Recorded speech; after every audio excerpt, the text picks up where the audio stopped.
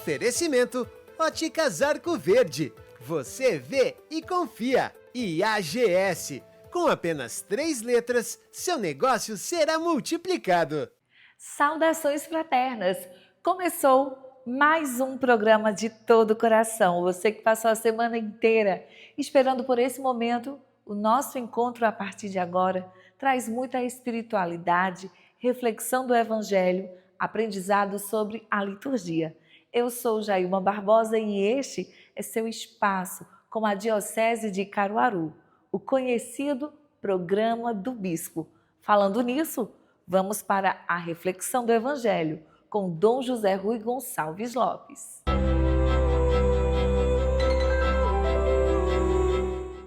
Paz e bem, mais uma vez nos encontramos meditando o Evangelho do domingo.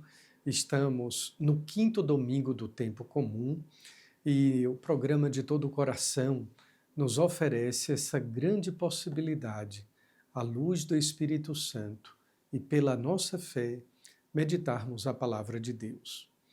O Evangelho deste 5º domingo é bem conhecido. É também chamado de a pesca milagrosa. Mas existem detalhes que nos mostram que o milagre não acontece tanto pela pescaria bem-sucedida. Aliás, eu recordo um colega que costumava dizer que Deus não nos chama para o êxito ou para o sucesso pastoral. Ele nos chama, sim, para a cruz e a ressurreição. O que Ele nos concede com a cruz? A ressurreição, a salvação, a vida eterna. Este é o grande prêmio que Deus nos dá. Afinal de contas, os bens são perecíveis. Uma pesca, como uma fartura de peixes, ou qualquer outro tipo de alimento, tudo perece. E quanto aos outros bens, aqueles que são diamantes, eles também, mesmo que durem quase que para sempre, mas a gente não leva nada desta vida a não ser a nossa fé e aquilo que Deus nos concede. Pois bem, estamos então no Evangelho de Lucas, no capítulo 5, versículo 11. Diz que Jesus viu 2 barcas paradas na margem do lago e ele escolhe. Vejam que esse detalhe é importantíssimo, porque Jesus tem opções de escolha. Existem pelo menos ali 2 barcas. E qual delas Jesus escolhe? A de Pedro. Comentei num dos programas aqui de todo o coração que a arquitetura da igreja é composta de uma estrutura chamada nave, que é exatamente aquela onde estão ali colocados os bancos da igreja. Aquela parte ali se chama nave central, a nave da igreja, que vem de navio, de barca, a barca de Pedro. Nesta barca, todos nós entramos quando fomos batizados. Nesta barca, apesar das tempestades do mundo que assolam a igreja, que nos ameaçam não apenas de só sobrar, mas também de afundar, nós nunca devemos sair, jamais devemos trocá-la por outra. É na obediência ao Papa, cum Petrum, sub Petrum, que nós nos mantemos fiéis a esta barca. Pois bem, Jesus escolhe a barca de Pedro e vê que os discípulos, que os 2, estavam ali lavando as redes. É necessário sempre o conserto, é necessário sempre a higiene, que acontece. Como é que nós temos os nossos pecados lavados? Exatamente pelo sangue redentor de Cristo, nas águas do batismo, no sacramento da confissão. E então Jesus diz a Simão: avança para águas mais profundas e lançai as redes para a pesca. Não tenhamos pressa, não vamos correr querendo dizer, vamos para as águas mais profundas, lancemos as redes. Não, calma. Vamos primeiro aqui ver o contexto desse texto. Vejam só, Simão Pedro responde a Jesus dizendo: nós trabalhamos a noite inteira e nada pescamos. O que é que isso significa? É a capacidade humana de trabalhar, de laborar, capacidade laborativa. É também a inteligência, são os dons que a gente possui, mas sem Deus, nada pescamos, nada obtemos em nossa vida. A gente pode até obter patrimônio, dinheiro, mas se aquilo for sem Deus, é desprovido não apenas de sentido, mas vale pouco ou quase nada. Então, a primeira constatação é esta: nós, humanamente, tudo aquilo que a gente faz sem Deus é nada. Aí Pedro acrescenta, eu acho muito bonito esse versículo, é o versículo 5 do capítulo 5. Mestre, nós trabalhamos a noite inteira e nada pescamos, mas, em atenção à tua palavra, vou lançar as redes. Isto significa obediência. Somente por causa da tua palavra, pela tua graça, pelo teu amor, na força que eu recebo de ti, meu Senhor, eu vou começar tudo de novo. Eu vou lançar as redes. Eu posso estar cansado, eu posso estar exaurido das minhas forças. Já fiz muito essa oração, já me senti também assim, de trabalhar e nada conseguir, pelo contrário. Mas em atenção à tua palavra, somente por tua causa, pelo teu amor, contando com a tua graça, eu vou fazer tudo de novo, eu vou recomeçar, eu vou aceitar. Aí sim, se diz que eles fizeram e apanharam tamanha quantidade de peixes. Agora vem o resultado daquela pesca. Encheram as duas barcas, a ponto de quase afundarem. Mas qual é a reação de Pedro? Eu não diria nem a atitude. É uma atitude reativa. Simão Pedro atirou-se aos pés de Jesus. Senhor, afasta-te de mim, porque sou um pecador. Aqui existem duas coisas. A primeiríssima, no versículo 5, em atenção à tua palavra, lançarei as redes. Além de obediência, isso se chama também confiança. Confie em Deus. É pela palavra de Deus. É pela graça de Deus. Confie. Não é no seu tempo. Não é como você quer ou deseja. Não é como você planejou. Mas obedeça e confie. Em atenção à tua palavra, faça de novo. Recomece. E vai ser na hora de Deus, no tempo de Deus e do jeito que Deus quer.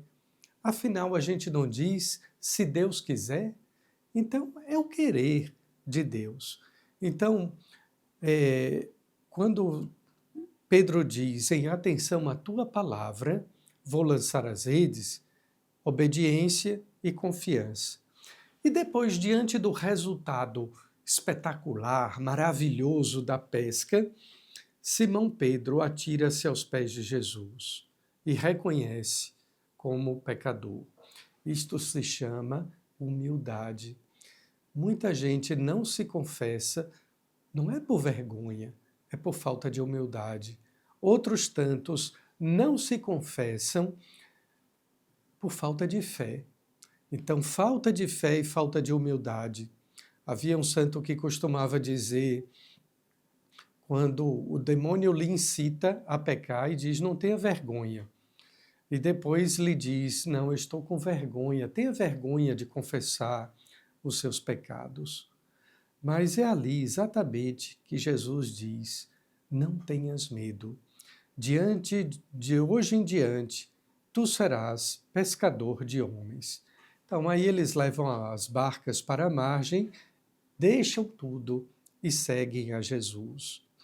Eu fico impressionado quando, diante do testemunho dos jovens que deixam tudo para seguir a Jesus, Há pouco tempo atrás, ainda este mês de janeiro, eu pregava um retiro para a Obra de Maria e via duas jovens, uma de 23 anos. Eu perguntei, onde você mora? E ela me respondeu, em Moçambique. Há quanto tempo você está lá? Há 3 anos. Portanto, desde os 20 anos. Outra jovem ainda me dizia, com a mesma idade, ou mais ou menos semelhante, que estava em São Tomé e Príncipe. E eu fico edificado com o testemunho dos jovens, que deixando tudo, seguem a Jesus. É preciso que a gente tome consciência que o encanto da nossa vida é Cristo, que quem nos chama é Ele, através do seu Divino Espírito. Não são shows, não são espetáculos, não é a palavra meramente humana, é por causa da Tua palavra, Senhor, é por Ti, é pela Tua graça, é pela Tua cruz. Foi por isso, então, e a primeira leitura do profeta Isaías também é muito bonita, que Isaías tem uma visão, ele vê o Senhor sentado no trono e ele reconhece o Senhor e diz, Santo, Santo, Santo, Kadosh.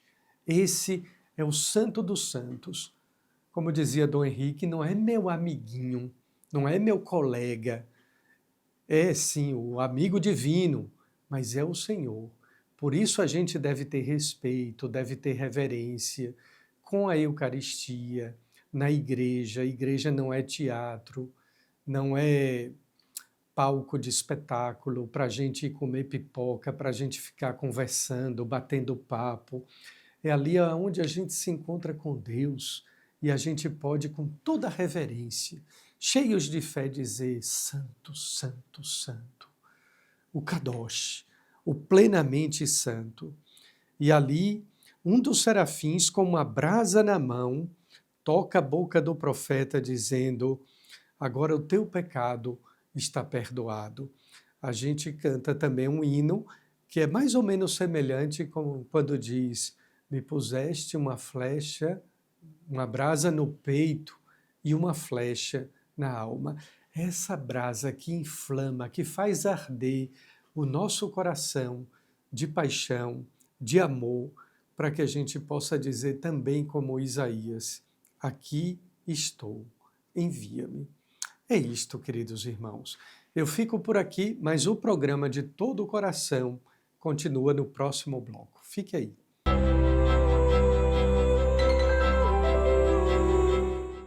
Agora é hora de um rápido intervalo para você aprofundar seus pensamentos nas reflexões trazidas por Dom José Rui. Encontro você daqui a pouquinho.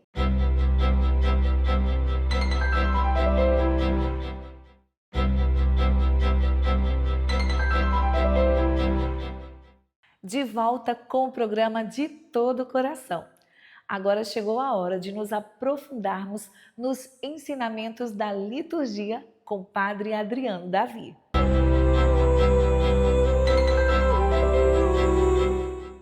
Um bom dia, meu querido irmão, minha querida irmã, você que sempre nos acompanha no nosso programa De Todo o Coração, programa extra da Diocese de Caruaru, do Senhor Bispo, que a cada sábado, a cada manhã de sábado, entra no seu lar com a meditação da palavra, com a meditação da palavra de Deus, com reflexões e com esse nosso bloco rezando a liturgia. Neste nosso programa, neste bloco, gostaria de conversar com você sobre a Assembleia Litúrgica. Essa é a primeira manifestação da Eucaristia. Quando a gente fala em missa, quando a gente fala em Eucaristia, em celebração da Santa Missa, vem logo à nossa mente a igreja, o padre, o coral para cantar, os leitores. Mas a primeira manifestação propriamente dita de uma assembleia, de uma comunidade reunida para celebrar a Eucaristia é esta reunião. A rubrica, a primeira lei, se a gente pode dizer, a primeira orientação para a celebração da Eucaristia é a seguinte, lá nos ritos iniciais. Reunido o povo, o sacerdote dirige-se com os ministros ao altar, enquanto se executa o canto de entrada. Veja que interessante. O missal não diz, o sacerdote estando pronto, se inicia a missa. Não, o missal diz, reunido o povo, o sacerdote dirige-se ao altar. Para dizer assim, essa junção, esse grupo de pessoas reunidos, esse não é apenas um aglomerado de pessoas, não é apenas um juntar gente no espaço, mas essa assembleia, essa congregação de gente é o corpo do Senhor. É manifestação sacramental da presença de Cristo. É assim que a Sacrosanctum Concílio vai nos dizer. Na instrução geral do Missal Romano, no número 95 e 96, detalha para a gente de forma muito bonita o que é a Assembleia Litúrgica, o que é essa reunião, congregação das pessoas. Diz da seguinte forma: na celebração da missa, os fiéis constituem o povo santo. Veja que interessante. Não é um aglomerado de pessoas, não é juntar gente, mas constituem um povo santo. Povo adquirido e sacerdócio régio, para dar graças a Deus e oferecer o sacrifício perfeito. Não apenas pela mão do sacerdote, mas também juntamente com ele, e para aprender a oferecer-se a si próprios. A cada celebração da Santa Missa, a comunidade reunida, juntamente com o sacerdote, oferece a Deus a vítima perfeita, oferece a Deus Jesus Cristo imolado, ressuscitado, para aprender de Jesus a ser vítima, a ser oferta agradável a Deus. Depois continua. Por isso, evitem qualquer tipo de individualismo ou divisão, considerando sempre que todos têm um único Pai nos céus e, por esse motivo, todos são irmãos em si. Não existe, não pode existir na celebração da Santa Missa individualismos, divisões. Não, celebração é sempre comunitária. É sempre uma comunidade que reza. É sempre uma comunidade que eleva a Deus o seu louvor. Por fim, diz assim no número 96, formem um único corpo, seja ouvindo a palavra de Deus, seja tomando parte nas orações ou no canto, e, sobretudo, na oblação comum do sacrifício e na comum participação na mesa do Senhor. Tal unidade se manifesta muito bem quando todos os fiéis realizam em comum os mesmos gestos e assumem as mesmas atitudes externas. Ou seja, a comunidade reunida, ela é o corpo do Senhor e deve transparecer isso. Se cada um fizesse uma coisa completamente diferente na hora da Santa Missa, na hora da Eucaristia, nós não poderíamos ver isso de forma concreta. Mas porque nós temos os mesmos gestos, cantamos o mesmo canto, comungamos do mesmo corpo, elevamos as mãos na mesma hora, fazemos as mesmas atitudes externas, se torna visível essa manifestação do corpo do Senhor. Então lembre-se sempre disso, amado irmão, querida irmã. A primeira manifestação, o primeiro sinal de uma Eucaristia é a comunidade reunida. É quando você se apercebe, não sozinho, não individualmente falando para participar da Santa Missa, mas quando você se percebe comunidade, formando o corpo do Senhor.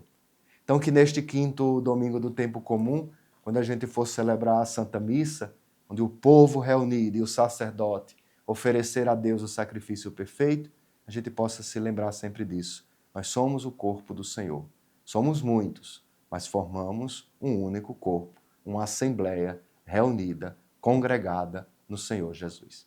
Um bom sábado, um bom domingo, uma boa celebração da Eucaristia, que seja realmente uma liturgia rezada de verdade por um corpo, que é a imagem do corpo do Senhor.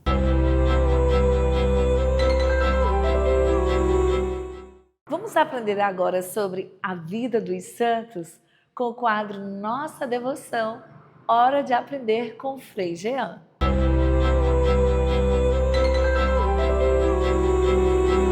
Olá, meu irmão e minha irmã, nós vamos conhecer hoje mais uma história de um grande santo. Este santo tem uma importância fundamental para a Igreja, para todos os escritos e para toda a doutrina da Igreja. Nós estamos falando do doutor angélico, de Santo Tomás de Aquino, doutor da Igreja, que celebramos no dia 28 de janeiro.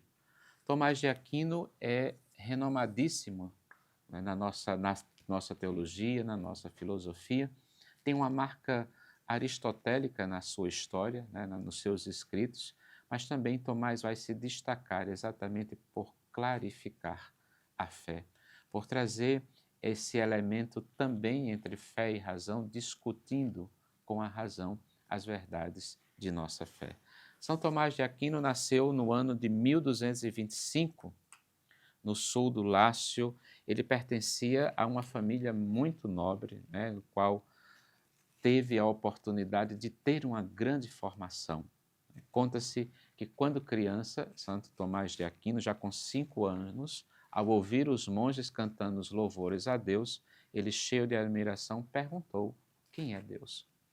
E é dessa pergunta de quem é Deus, de como encontrar Deus, de provar a existência de Deus, que vem a grande fama de Tomás de Aquino através dos seus escritos, um dos mais conhecidos, a Suma Teológica. Então, o desejo do pai de Tomás de Aquino era que ele fosse abade de um mosteiro que estava ali na região e muito famoso, o mosteiro de Monte Cassino. Porém, abrindo mão de qualquer ambição e poder, Tomás de Aquino, ele desejava se tornar um frade dominicano e viver na simplicidade dessas ordens mendicantes nascentes naquele tempo. Então, a vida de santidade de Santo Tomás de Aquino foi caracterizada pelo esforço em responder inspiradamente para si e para os gentios a todos sobre os mistérios de Deus. Ou seja, um grande doutor eloquente que trazia às claras, tentando esclarecer e aproximar mais de nossa condição humana e razão a existência de Deus e os mistérios divinos. A tentativa frustrada dos pais de não torná-lo um grande abade, mas chegaram a ver o filho como um grande homem de Deus. Aos 19 anos de idade, nos conta a história que o próprio Santo Tomás foge de sua casa com destino ao convento, né, dos dominicanos, ao mosteiro dos dominicanos que estava aí para ingressar, mas que também guardas e amigos de seus pais o levaram preso de volta, né, tentando trazê-lo novamente àquele sonho do pai, que ele se tornasse um grande abade e não estivesse em uma ordem mendicante. Mas nada foi suficiente para inquietar esse ímpeto de Tomás de se tornar realmente um frade dominicano de uma ordem mendicante na simplicidade, para estudar, para trazer à luz do povo de Deus, através da inspiração do Divino Espírito Santo, tudo aquilo que nós, em grande parte, conhecemos hoje na Santa Igreja, explicada pelas Sumas de Tomás de Aquino. São Tomás de Aquino teve suas teses, como disse no início, inspiradas muito em fontes aristotélicas, né? Aristóteles, um grande filósofo, pensador da filosofia nascente e que inspira, né, tantos outros pensadores, inspirou também a Tomás de Aquino para pesquisar, para elaborar, para trazer à clara e ensinar a própria filosofia e a teologia. Santo Tomás de Aquino, uma das suas obras mais famosas, como já dissemos aqui, contando sua história, é a Suma Teológica, dividida em 5 partes, onde ele procura demonstrar a existência de Deus. Lembremos também que no ano de 1259, no capítulo geral dos dominicanos, foi membro de uma comissão que estabeleceu o programa de estudos da ordem. Então, entre os anos de 1261 e 1265, ele esteve em Orvieto, onde o Papa Urbano IV, que nutria por ele uma grande estima, colocou ele nesta comissão para a composição dos textos litúrgicos para a festa de Corpus Christi. Então, os textos litúrgicos que hoje nós temos acesso para a festa de Corpus Christi são textos pensados, inspirados, escritos por Santo Tomás de Aquino. Com a alma totalmente eucarística, os hinos entoados na liturgia para celebrar a presença do corpo e sangue de nosso Senhor Jesus Cristo na Eucaristia foram atribuídos à sua sabedoria e à sua teologia. Um fato importante para concluirmos a vida de Santo Tomás de Aquino. Nos contam dos seus biógrafos que um dia Tomás de Aquino, falando com seu amigo e secretário Reinaldo, para lhe comunicar que não escreveria mais porque tinha tido uma moção do Espírito Santo, tinha tido também ali uma revelação sobrenatural que tudo aquilo que ele tinha escrito sobre os mistérios de Deus eram apenas palha. E Tomás queria queimar tudo e deixar de escrever porque entendia que não conseguia assim revelar os mistérios de Deus. Mas São Tomás de Aquino deixou para toda a Igreja o seu testemunho e praticamente a síntese do pensamento católico. Sua canonização aconteceu no dia 18 de julho de 1323 pelo Papa João XXII.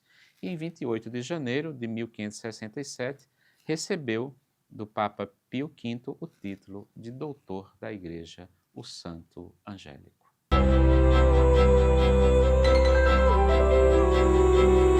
Que dia tão abençoado e que programa incrível pudemos desfrutar neste sábado tão especial. Nosso programa está disponível no YouTube da Diocese de Caruaru.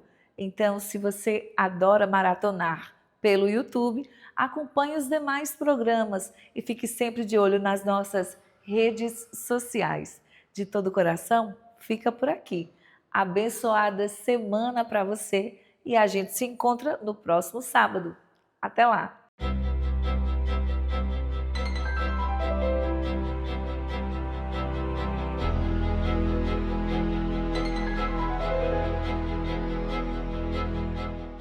Oferecimento Óticas Arco Verde. Você vê e confia. E AGS. Com apenas 3 letras, seu negócio será multiplicado.